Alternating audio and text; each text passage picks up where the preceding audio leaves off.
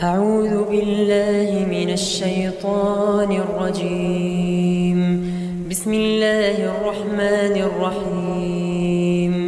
عم يتساءلون عن النبأ العظيم الذي هم فيه مختلفون. كلا سيعلمون ثم كلا سيعلمون. ألم نجعل الأرض مهادا والجبال أوتادا وخلقناكم أزواجا وجعلنا نومكم سباتا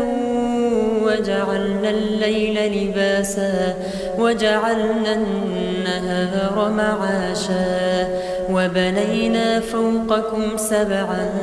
شدادا وجعلنا سراجا وهاجا وأنزلنا من المعصرات ماء ثجاجا لنخرج به حبا ونباتا وجنات ألفافا إن يوم الفصل كان ميقاتا يوم ينفخ في الصور فتأتون أفواجا وفتحت السماء فكانت أبوابا وسيرت الجبال فكانت سرابا إن جهنم كانت مرصادا للطاغين مآبا لابثين فيها أحقابا لا يذوقون فيها بردا ولا شرابا إلا حميما وغساقا جزاء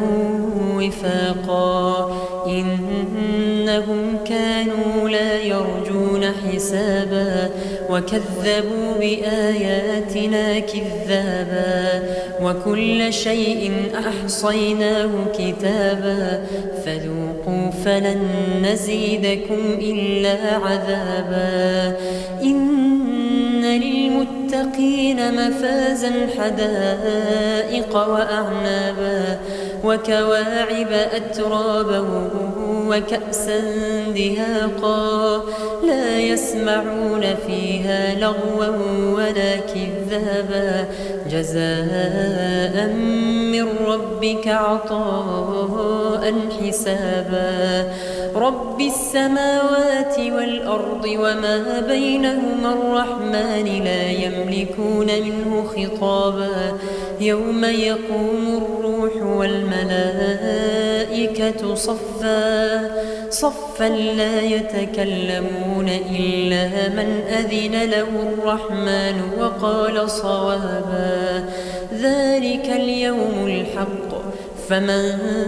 شاء اتخذ إلى ربه مآبا إنا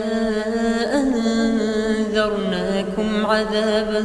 قريبا يوم ينظر المرء ما قدمت يداه ويقول الكافر يا ليتني كنت ترابا.